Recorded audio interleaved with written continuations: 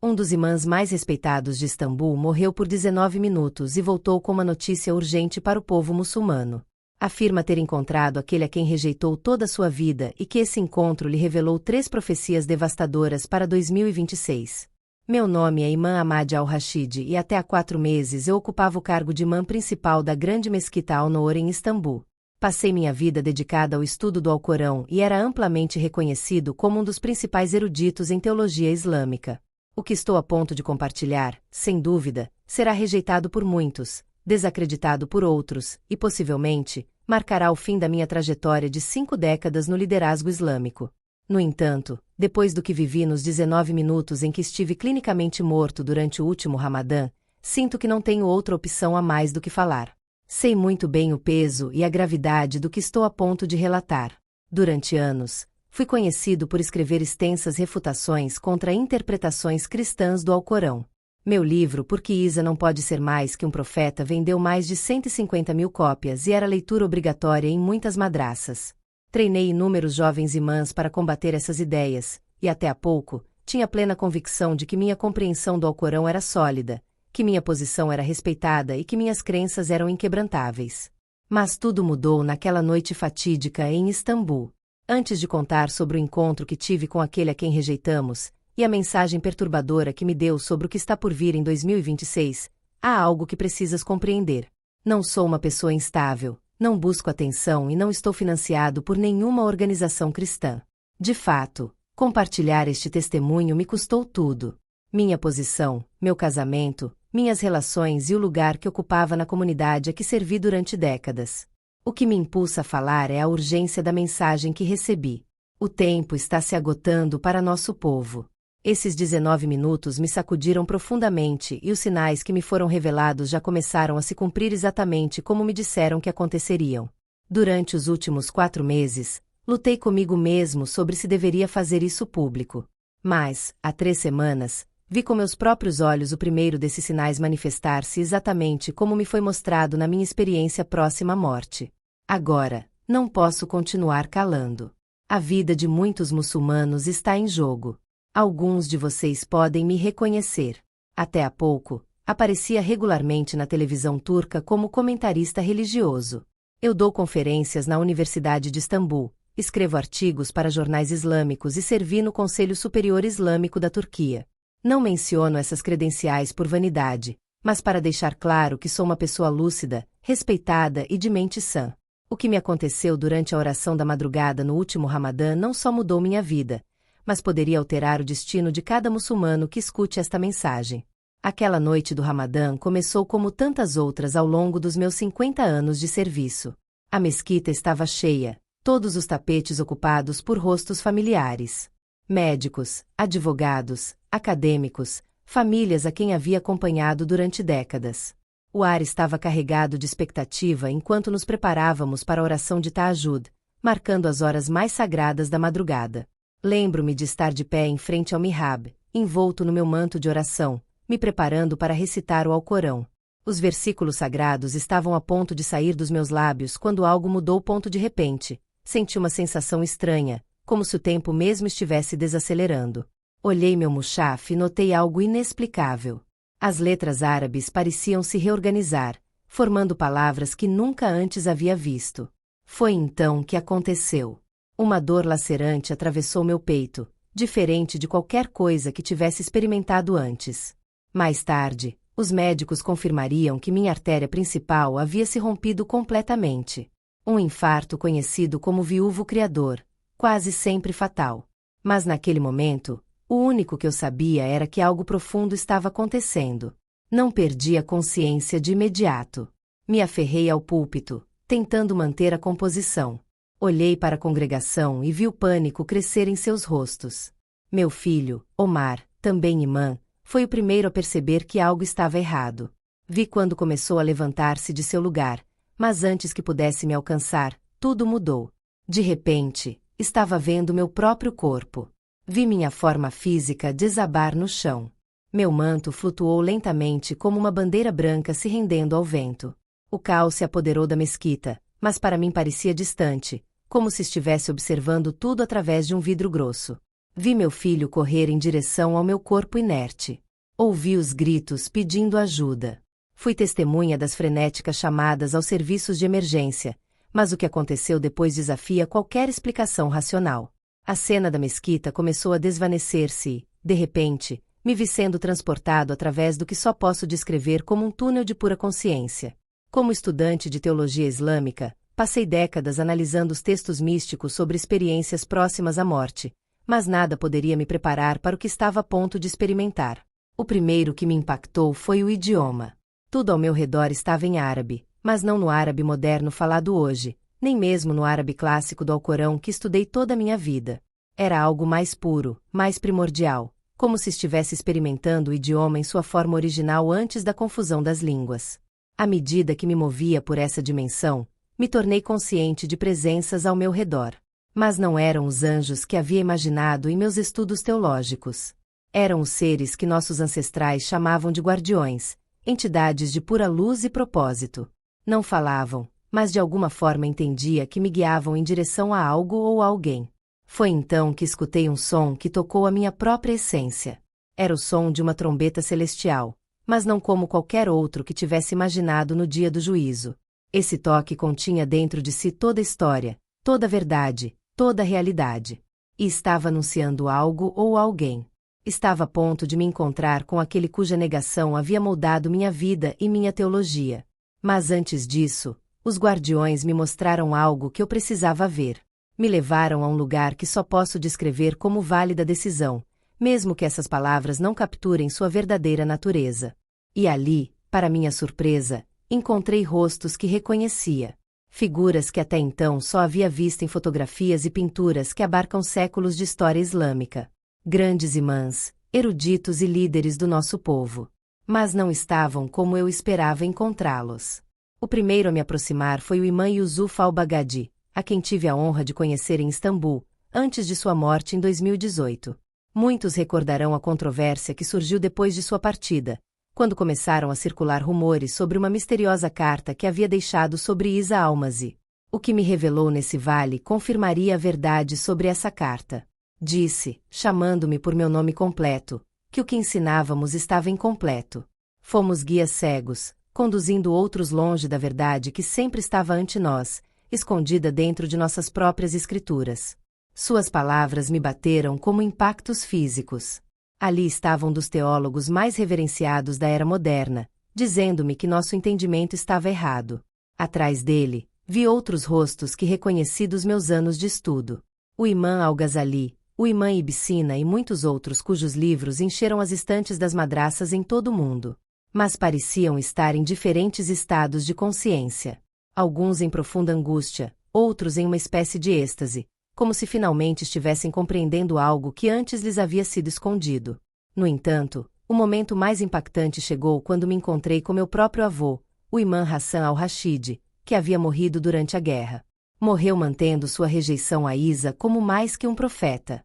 Agora, em frente a mim, seus olhos estavam cheios de lágrimas. Estávamos errados, Ahmad. A voz do meu avô trembrava com uma mistura de dor e claridade. O sofrimento do nosso povo continua, porque nos negamos a ver o que está escrito em nosso próprio Alcorão, nas palavras de nossos próprios profetas. Começou a recitar Surata 4, 157 158 em árabe, mas as palavras soavam diferentes. De alguma forma, eram mais nítidas, mais claras, como se um véu tivesse sido retirado e seu verdadeiro significado finalmente revelado. Cada palavra parecia iluminar o ar ao nosso redor e, pela primeira vez, vi o quanto havíamos distorcido essa passagem ao longo das gerações. A crucificação de Isa não era uma ilusão. A verdade era inegável. Lá, nesse lugar, onde nenhuma ginástica teológica podia obscurecê-la, entendi o que sempre havia estado diante de nós. Mas o que aconteceu depois me machucou ainda mais profundamente. O vale começou a encher-se de uma luz indescritível e todas as almas ao meu redor caíram de joelhos. Os guardiões, aqueles seres de luz que me haviam guiado até lá, começaram a cantar nesse árabe puro que mencionei antes. O som era ao mesmo tempo belo e terrível. Belo em sua pureza, mas terrível por seu poder, um poder que expunha tudo o que estava escondido dentro do meu coração. Então, através dessa luz, uma figura começou a se aproximar. Sabia, em cada fibra do meu ser, quem era. Ainda assim, minha mente lutava contra o reconhecimento. Todo o meu treinamento, meu aprendizado, toda a obra da minha vida gritava em protesto. Mas ali, nesse lugar onde a verdade não podia ser ignorada nem distorcida, já não podia negar o que tinha diante de mim. A luz que emanava dele era diferente de qualquer outra. Não era como a luz do sol, nem como nenhuma iluminação terrena. Era a própria verdade feita visível. Ao se aproximar, viu que o profeta Daniel tentou descrever. Cabelos brancos como lã pura, olhos como chamas de fogo. Mas o que mais me impactou foram as cicatrizes, as marcas, as feridas que nós rejeitamos. Ainda eram visíveis em sua forma glorificada, as feridas que nossos ancestrais negaram. Caí de joelhos, da mesma forma que Saulo de Tarso deve ter feito no caminho a Damasco.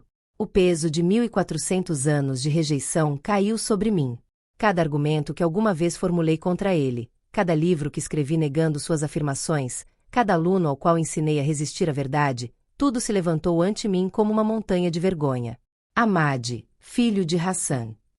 Ele falou meu nome nesse árabe puro, e nesse instante entendi por que nossos ancestrais foram instruídos sobre a santidade de seu nome.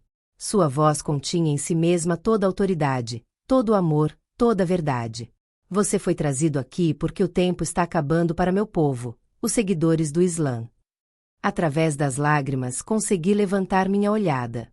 Seus olhos continham tanto amor, amor por mim, amor por nosso povo, que doía fisicamente olhar. Como podemos ser tão cegos? Na minha mente as palavras do Alcorão ressonaram, e por dizerem, matamos o Messias, Jesus, filho de Maria, mensageiro de Allah, quando na verdade não o mataram nem o crucificaram, mas isso lhes foi simulado. Mas não me trouxe aqui apenas para revelar-se. O que me mostrou depois foi o que me obrigou a arriscar tudo para compartilhar esta mensagem. 3. 3 profecias específicas foram reveladas sobre o que está por vir para o mundo islâmico a partir de 2026. Observe atentamente, porque estes sinais virão em rápida sucessão. A primeira visão que me mostrou estava centrada na mesquita de Hagia Sofia. Vi eventos que agora tenho proibido de escrever em sua totalidade, mas posso dizer isto. No final do verão de 2026, algo será descoberto embaixo da Hagia Sofia. Esta revelação sacudirá os fundamentos do Islã e do cristianismo. Será um descobrimento que iniciará uma cadeia de acontecimentos, criando a ilusão de que a paz finalmente está ao alcance, mas será uma paz falsa. A segunda profecia revelou um engano tão sutil, tão convincente, que capturará os corações dos muçulmanos em todo o mundo. Vi surgir uma figura, alguém que parecerá cumprir todas as profecias sobre Al-Mahdi que temos esperado por séculos. Realizará sinais e maravilhas tão extraordinárias que até os imãs mais céticos serão persuadidos. Mas Isa me mostrou a verdade. Esta pessoa será o falso Mahdi definitivo, aquele sobre quem nossos sábios advertiram, mas que interpretamos de forma errônea. A terceira profecia. Aqui preciso fazer uma pausa. O que vi foi tão aterrorizante, que chorei todas as noites desde que voltei. Envolve uma escolha. Uma escolha que cada muçulmano terá de fazer antes que termine 2026. Uma escolha que determinará não apenas o destino terreno de cada um, mas seu destino eterno. Vi um avanço tecnológico que será introduzido como uma bênção, mas que em breve se transformará em uma armadilha para nosso povo. Surgirá um sistema, primeiro na Turquia, prometendo unificar registros médicos, bancários e até mesmo práticas religiosas sob uma identidade digital islâmica. No início parecerá algo benéfico, uma forma de facilitar tudo, desde assistência à mesquita até o acesso a serviços médicos. Mas Isa me revelou o verdadeiro propósito atrás deste sistema. Ao fim de 2026, se transformará em algo obrigatório para todos os muçulmanos, primeiro na Turquia, depois em todo o mundo. Aqueles que se neguem a aceitá-lo serão catalogados como não conformes e gradualmente excluídos da vida comunitária islâmica. O sistema será promovido por imãs influentes e líderes turcos como meio para preservar a identidade islâmica na era moderna. Mas então, com uma voz cheia de amor e urgência, Isa me disse: aqueles que aceitarem esta marca selarão seu destino. Muitos a escolherão para manter sua posição na comunidade, para proteger seu status, para preservar sua riqueza. Mas, ao fazê-lo, se afastarão da salvação que ofereço. Então me mostrou 3 eventos que acontecerão antes que este sistema seja implementado. 3 sinais que validarão esta advertência. Primeiro, um imã proeminente em Istambul anunciará um descobrimento revolucionário sobre Almazí nos manuscritos antigos. Isto sucederá poucos meses depois da divulgação desta mensagem, mas esta revelação será distorcida para apontar ao falso Mahdi, em lugar do verdadeiro. Segundo, se proporá um acordo de paz que parecerá resolver de uma vez por todas a disputa pela Hagia Sofia. Será celebrado como um milagre. Muitos dirão que os tempos do fim já chegaram, mas Isa me mostrou que esta paz será um engano. Durará apenas alguns meses antes de dar passo a um conflito sem precedentes. O terceiro sinal foi, talvez, o mais específico de todos. Uma série de eventos sobrenaturais acontecerão na Pedra Negra de Meca, levando muitos muçulmanos devotos a acreditarem que o tempo da redenção finalmente chegou. Vi multidões reunidas, presenciando o que achavam ser manifestações divinas. Mas Isa me revelou a verdade.